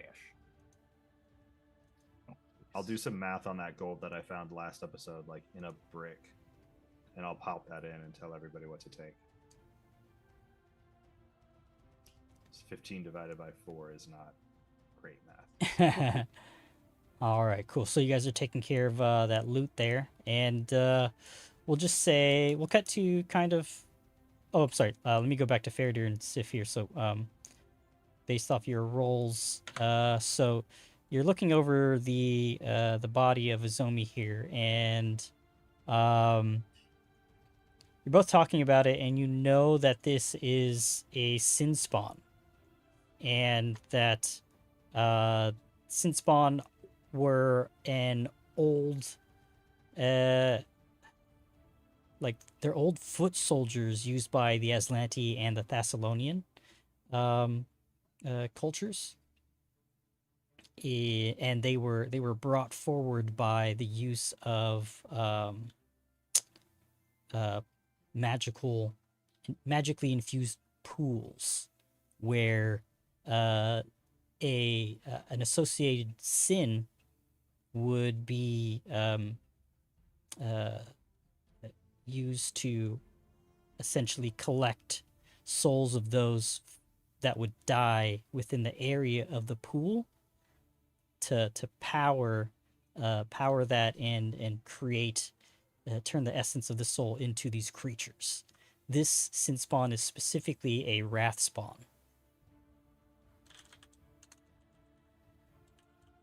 So Bertrand got so mad. And knowing that, yeah, exactly. Knowing that they are created through the use of that sin, you would think that Maitramar had access to a pool somewhere back in Zinadasrol to have him accompany him and, go down this route to attempt to convince Lord Ragnolf to do this to his people and the people of Iron Harbor. It seems like this Matromar noble has more than just Iron Harbor in mind, and hearing that they went to Rusthenge, there's got to be something there that he wants. And his only way in was to go through Ragnolf in Iron Harbor. Whatever that may be. But you also know, talking through it and kind of remembering your studies, Sif, you know that each sin spawn has, being associated with whatever sin, their saliva has like the supernatural effect upon its victims. And as Bertrand can attest, he felt that sense of rage, unmitigated anger for that moment in time. So much so that he threw up, he was so angry. Yeah, I think I'll look over at Faraday. So 1 foot soldier, 1 demonic foot soldier. Likely has more. Well, 2 things in common are soldiers. And when there's lots of soldiers, that means war. That lines up with what Vanda said. They want the coast and beyond. I look over at the door. Off to my left, off to the west on the map here. Wonder what we're going to find over there. Through there. Guess we won't have to worry about going through that. Using that little boat. Once we saw our way back. Oh, the dinghy, yes. Didn't want to get in that. Can't say that I can swim very well. Well, let's hope you won't have to try. That's a shame. We love a good dinghy in this house. Maybe someone could make me some floaties. Just use your ball sack. Sling that bitch over your shoulder. We could use that golden feather to Like create this. a wind, and you can use your sack as a sail. Hold it. Like the He's on his South Park back episode. holding up his balls like this. Yeah. Like a Man. flying squirrel. Like the friggin' Tanuki and Oh, yeah. Pompoko. Yep. oh, it's so fucking funny. Yeah, I think I grab Azomi's jaw and kind of shake it a little bit. This might be useful. You want to take this back upstairs? Maybe we can, much like the centipedes, extract whatever you inflicted Bertrand with. Might be useful for Ven or himself.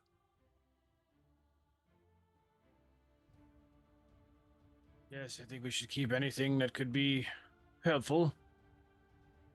Right. Here. And the halberd that he had, I leaned up against the wall. I handed it to Faraday. Can you carry this then? And I'm gonna kind of pick up Azomi and kind of throw him over my shoulder. I Cool. think that Faradir would grab the halberd and it would just tip over and take him with it.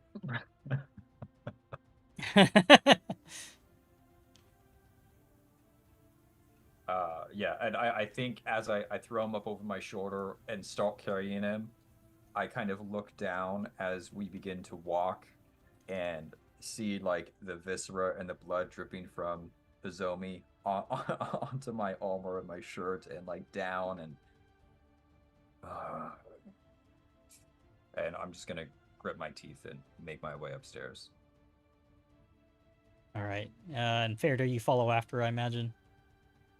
All right. You almost Yes. trip on one of the Esapil's bodies, but you just kick it aside instead. Get out of my way, little rat. Finn and Bertrand, you guys follow after also? You guys want to hang out down here a little bit longer? I think Fen is good to go upstairs. Fen's ready to take a rest of some kind and get some spells. Okay. All right, so I'm gonna get away from the map here on the screen. We're gonna do a little bit, just a theater of mind as you guys make your way back up to the clinic here. So let's just cut over here. Is there anything else you guys want to do or talk about while you find whatever little respite you can here in Stoneholm? You guys resting right now? What are you guys talking about as you make your way to the clinic? I guess there is a notable difference with Faradir with his appearance. I don't know if that's relevant with our level up. Maybe. But his appearance would be different. I think that you guys would notice that, he has a large tattoo covering his face, his left arm, left torso, down his left leg.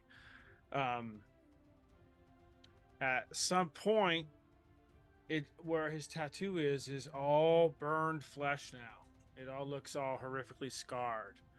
So it used to just be like lightning ink all over, but where the ink is, his body, he's just got horrific scars now. Like he was burned. Well, now Fenn's reconcerned. Yeah. But quick side note. Would this be a time that we might be able to take a 5-minute break for those of us who might use the restroom really bad? Absolutely.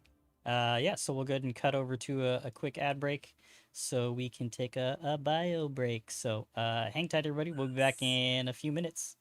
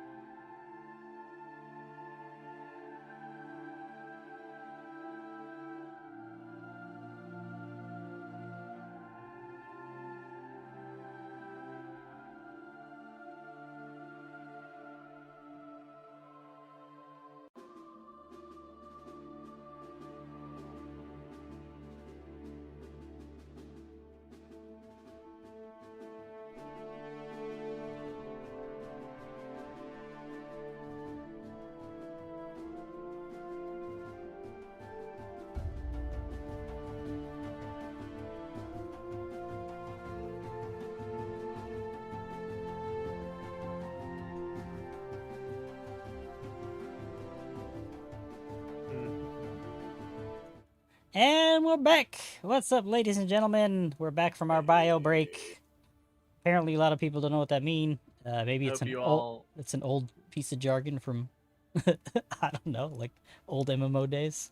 I hope you all had a merry piss girl and a happy new year. During Go the break. piss, girl. I know I did. Go piss, girl. Go Yeah. piss, girl. Go piss girl. So I mean, it almost sounds it's like so an funny. energy drink at this point. Go piss, girl. Yeah. For some people, it might be. Spread responsibly. Is it that late? For it Cody, is. yeah. It's always that way. All right, so let's set the scene here. You guys make your way back up to the clinic on the ground floor of Stonehome.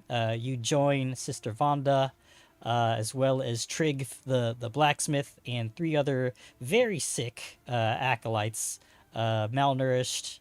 They don't look good. One of them's Paul Blart, the resident Stonehome Stonehome cop, patrolman, and yeah, they're sitting there on the bed. 2 of them are sharing one. Paul Blart gets his own bed because he's Paul Blart, and you guys are kind of talking about what you want to do next. So Trig will chime in. Vanda's very hurt also, so she's nursing her wounds, and she's staying quiet. She knows she fucked up and doesn't want to, draw the ire of Trig here. And he says that have you guys had a chance to clear out the rest of Stonehome? Not necessarily. No, not yet. No, It's it's just- all been a bit of a rush. Understandable. I'm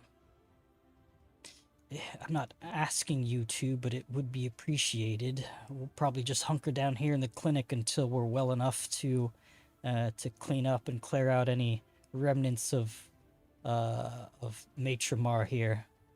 Get this place back into some kind of shape, but we need to make sure we're good to go first. I'll look over at Bertrand. Might be a good idea. I don't think we need as much rest as you two. I'll look over at Faradir and Fen. And then I'll pause, and then I'll kind of like do the side like loll of the head, kind of like dogs do. And I look at Faradir and say, What did that happen in the battle with Azumi? The ink is gone. Oh shit, Mike. You're right. Are you okay? I didn't even notice. Does it hit? No, not at all. It looks like it hits. It does. Has that always been there? No, just notice now. I don't know how well that's going to affect my pay when we get back, but hopefully not by much. But as long as you're okay, then that's what matters. Feel What- great. When we get back, I'm gonna take a look at you. And I'll point at Vanda. I'll see to your wounds as well. Imagine this is going to take a minute. He nods, accepting of your help. I'll look at Trig. Play nice with her. Can't fix a corpse. He nods, kind of reluctantly, shakes his head. Perhaps in the best interest of parties involved, as well as myself and Faradir, maybe we should stay here for a minute or so while you check on things. I don't know how much help will be without our magics. We'll That's fair. scream. We'll scream real loud if we see anything that can come rushing in. I don't much howl, but I cackle if I get riled up. I can't wait to hear what Normally that I sounds would- like. Normally I would go in the opposite direction of that, but knowing that now, It might blur out the mic. I don't know. Before we go, Bertrand would say, Banda, I know you've been around. You were helpful earlier. Is there anything we might expect? A room we should avoid, or one that might have another one of those, one of your turned brethren? She shakes her head. It's like, I don't think we dispatched of the fallen acolytes that I'm aware of. I hadn't been out in the courtyard for a few days. There may be some items of use for you to find in either the dueling rooms or the guard stations. The stables. There is the one goat. Oh, we need to find that goat. That goat is going to be the mayor of this town after this whole thing. It was unfortunately left to its own devices for some time, at least since Maitre Moss showed up. That goat better be fucking alive, dude. Neglected it.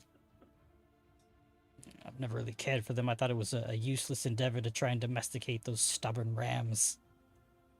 But Ida is the one and only we've had, and it's probably the closest we've gotten to.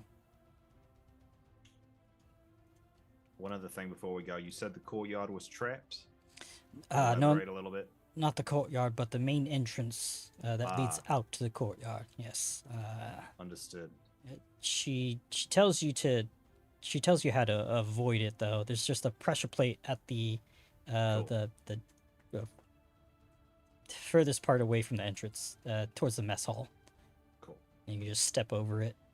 Perfect. We'll make sure we don't set it off. All right, so this is just Bertrand and Sif kind of exploring Stonehome. Yeah. Rob? Well, I don't know. If there's not a... If Vanda says that there's not a, like, leftover, like, turned acolytes, then maybe it'd be okay. If Fen and Faradir go, but I don't know. As long as we get our spells back, I really don't care. We'll take a full rest. Gotcha. Okay. Sleep in if we have to. Have a brunch instead of a wake and bake. I don't know. That's not what I meant to say. All I right. know So what to do say, but both. That just came out. whoever's just exploring, go ahead and give me a secret perception check, please. Secret perception. Secret. Secret.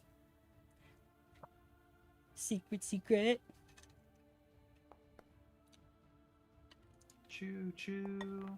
Right? Not What quite. do my old eyes see? That laugh sounds like a critical failure. All right. So with those rolls, you guys do find a decent amount of shit throughout Stonehome. Cool. You do not find anything, any hostile other fallen acolytes. I'll just throw the items you find into the stash for you guys. We can take care of that offline. However, you do come to the courtyard after avoiding the main entrance trap.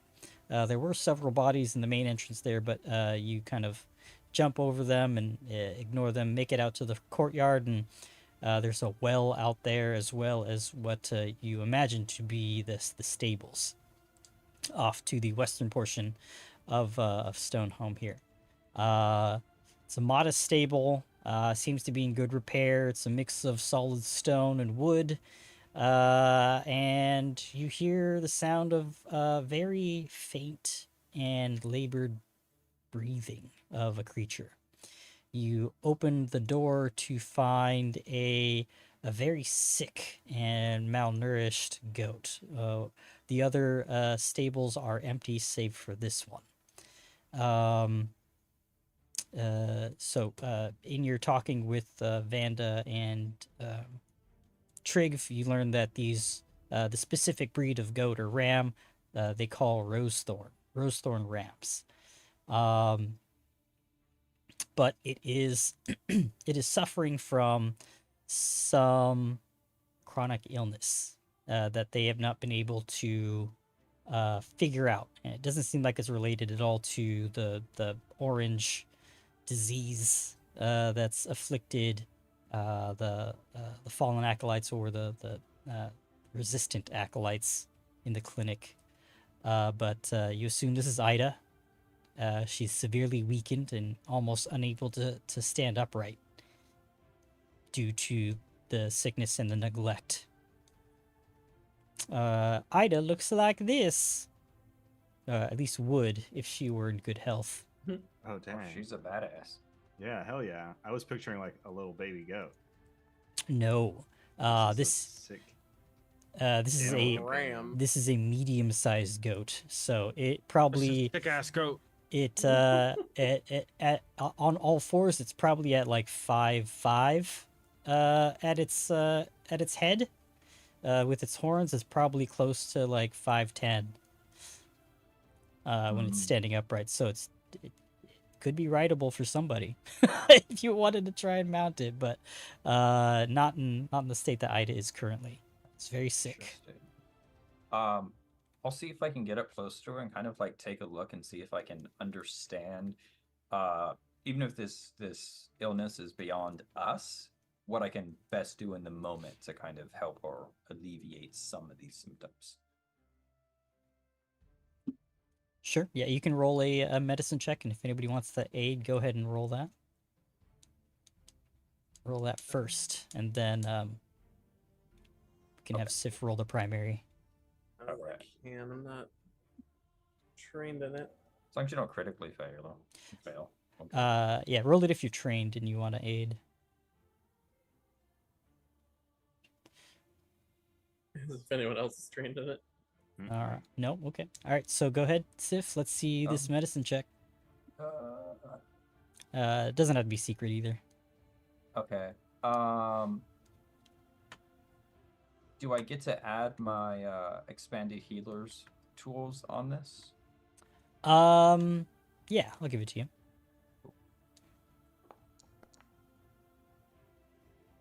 Not great. Ooh. 15 total. You made it. Barely. All right, so for about 10 minutes, you're kind of like checking her out, and you think just feeding her whatever little hay in here and getting her to drink some water and kind of just like massaging her and helping her stand upright, it looks like she becomes mobile and a little bit more aware. And you've probably got maybe a few hours to get her somewhere for better care. As you're kind of looking around, you notice that there are these crumbs of like a cookie or a biscuit or something completely separate from the hay. And as you're examining them, Sif, you see that these were like handmade and baked. Smells like a biscuit.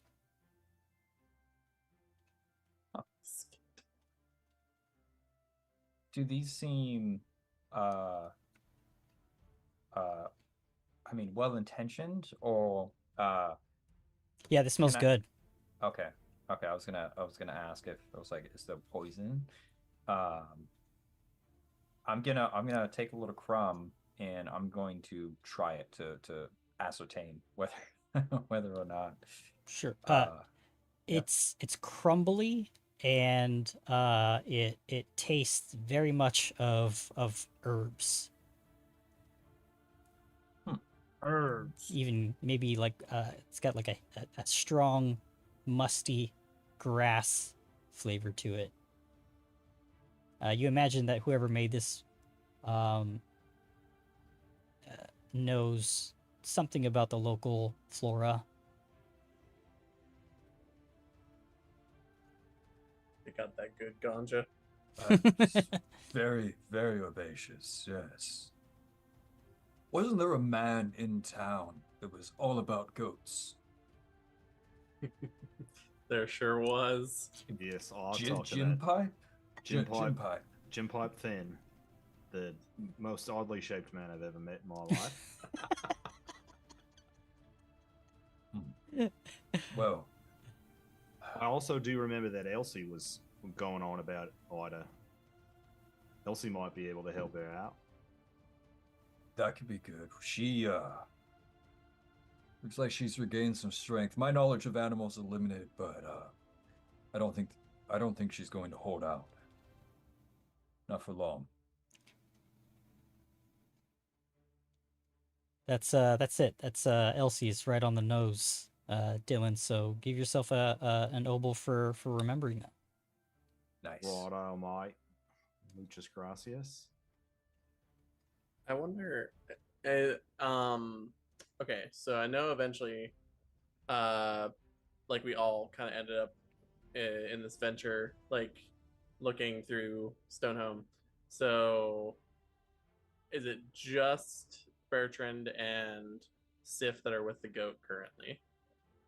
Well, I thought we would all Huh? like kind of stick together.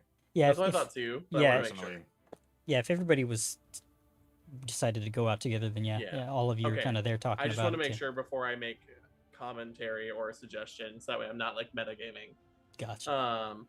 So I think maybe Fen, seeing the condition that this goat's in, might just be like, did Elsie give us something that might be able to help this thing? I know we had planned on probably using them for ourselves, but maybe one of her elixirs might be able to help it. Possibly. Was that to combat what's found at Rusthenge, though? that's what all I remember it is. I'm But not entirely positive. We. could be like a cure-all. It's Is possible. If we have some time, perhaps we can. Those inside seem safe for the moment. It's not terribly far down. Maybe we can take Elsie. Maybe we can take Ida to Elsie. She could answer, and to be honest, if we're going to Rusthenge, then maybe this act of kindness will buy us more of those potions. Yes, I was thinking the same thing. and we could also report back to first mate Janice that the captain is most likely no longer. I do have his hat. Though it's still covered in blood. Just wear his hat out and it's like, nope, he's dead. Bye. Nope, haven't seen him. Well, if we have our new spells, I could fix the dirty hat part. Prestidigitation. Civ would know that you've got limited time to get Ida anywhere. You don't know how long she's gonna be mobile for, but it seems the help that you did provide her, she's up and she's pretty tame for what it seems, if not a little woozy. But there are ropes, and it looks like there had been one used to kind of leash her up and pull her around if needed. Okay. Yeah. I'll leash her up.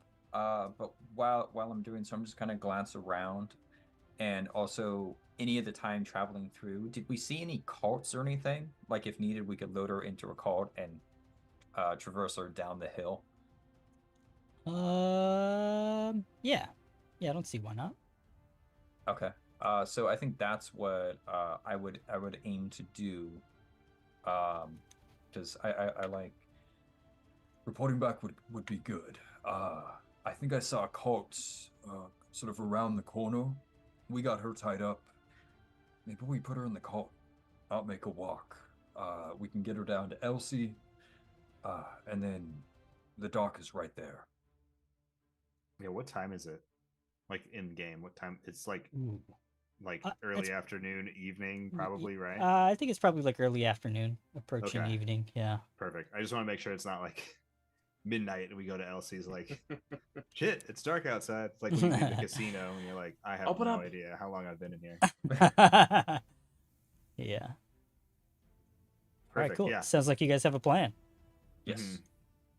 All right, so we'll cut to the map of Iron Harbor here then. Zoom in a bit.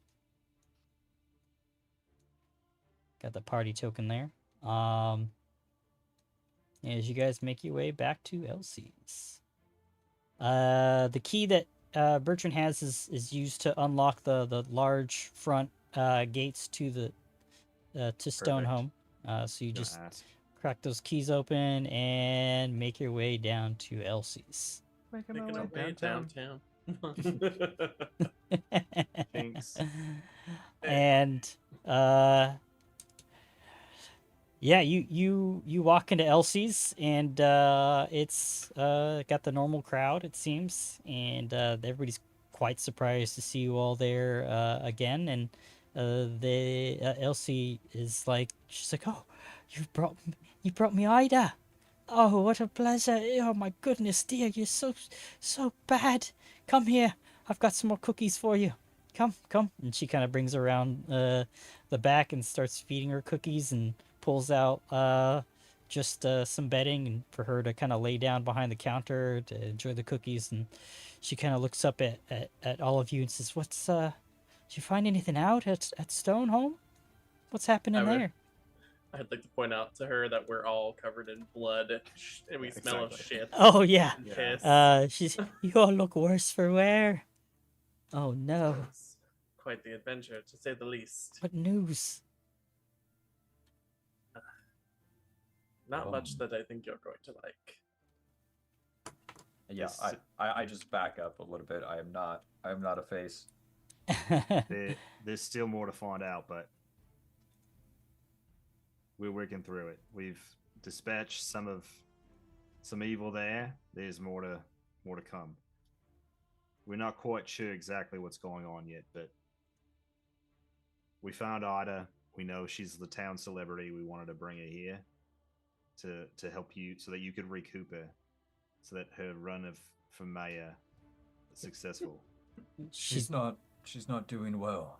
She looks very confused. Like, run of mayor? What are you going on about? It's a bit.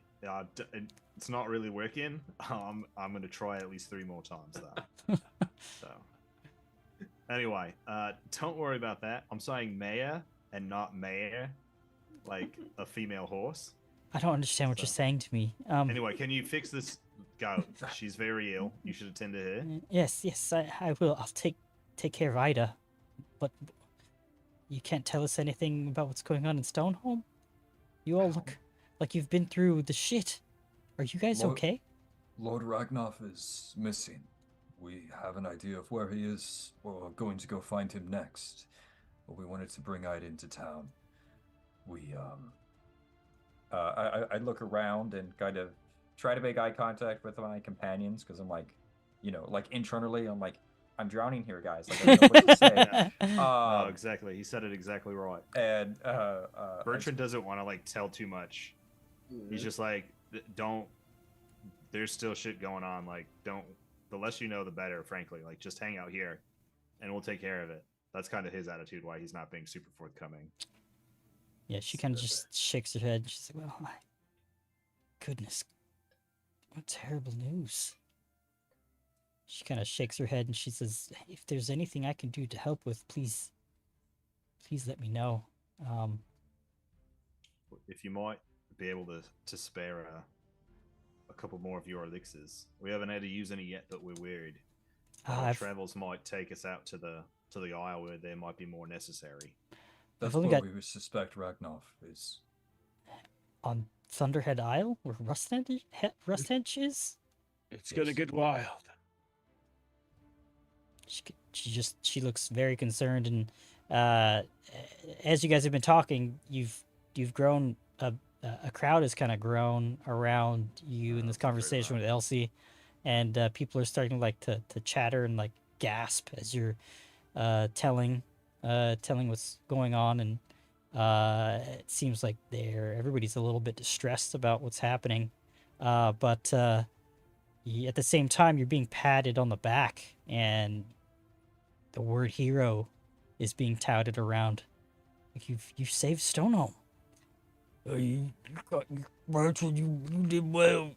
You saved bad twigs. He slaps you in the back real hard, and you kind of look around your shoulder, and it's Jim Pipe. Oh shit! You're strong like them goats. Like Ida will be strong. You got strength. That's what we need here on Harbor, more strength. Jim Pop, old friend, I'm so indifferent to see you. Bertrand is not excited, but I, Dylan, love this. Thank you so much. Oh, I'm God. sorry too. I'll leave that poor little goat out. You also will take care of her. Oh, Yeah. okay. I think I got like 3 words out of that. You should drink a water. Like, have an ale, then a water, and then an ale, and spice it out. Anyway. Just gracious, man.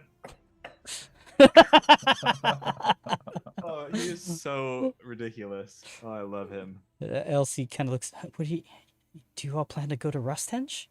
Find Lord Ragnolf? Yes. Oh, Yes. We have some business at the docks, but we're going to head back shortly. Exactly. The quest continues. More mystery to unsolve. We still need to find here, our here. friend Ordwe as well. We believe she's out there on the isle as well. Well, if you need a place to sleep, I can clear clear the floor here for you. I won't charge you anymore or anything really. I'll give you a discount on my wares, except for these 2 remaining potions of these elixirs that I have. That's all I have to spare at the moment. But please, find some respite. Everybody out! Leave the heroes of Iron Harbor to rest. Are we going to rest here? Or do we want to go back to... I feel like we've had a very exhausting several hours. So I feel like Fen would be ready to just drop on the floor here. I'm gonna look Okay. at Bertrand. We should talk to the captain first. Oh, I agree. I'm assuming we probably would have told Vanda and Trigg that we are not coming back tonight. If that was kind of the vibe. It's like, we might be back, we might not. I don't know. I just We'll want to make figure sure it out. they'll be good. We just we probably told them when we were leaving, like, we're gonna go do this thing. Not just like we're gonna go clear it out and then just never come back. Right? So Just peaced out. Irish yeah, it's goodbye. like, what the fuck happened? Like, Yeah, maybe I'm there sure- were more acolytes. I don't know. I Like imagine the you guys Irish would have done that. goodbye is our Yeah. party's thing, you know. But yeah, Bertrand will nod back to Sif and say, "You're right. I think at least us, we should go out and give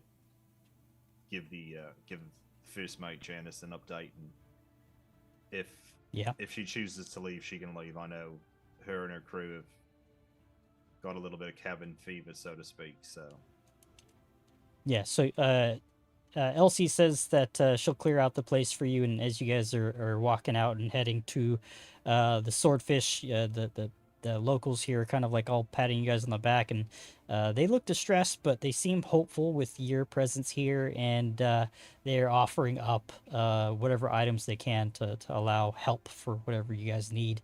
what do they got? Essentially, any Joking.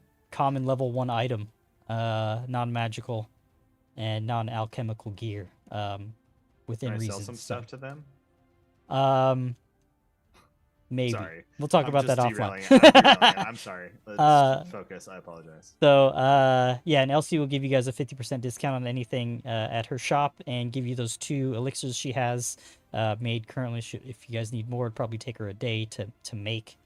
But you guys make your way to the Swordfish and greet first mate Janice there, and I'm sure you procure the bloodied hat from Perios, and she just shakes her head, and she tells you guys straight up that they can't return to Zinadacerol, and that her and her crew have no intention returning to that port or the shit stain of Iron Harbor, for losing their passengers, Maitramar and Captain Perios. So without telling you too much, they you can see that they visibly start to cut off any symbols that represent Zinadacerol, and they start working on Whoa. the boat to remove any symbols or insignias, and they even take down the masts and sails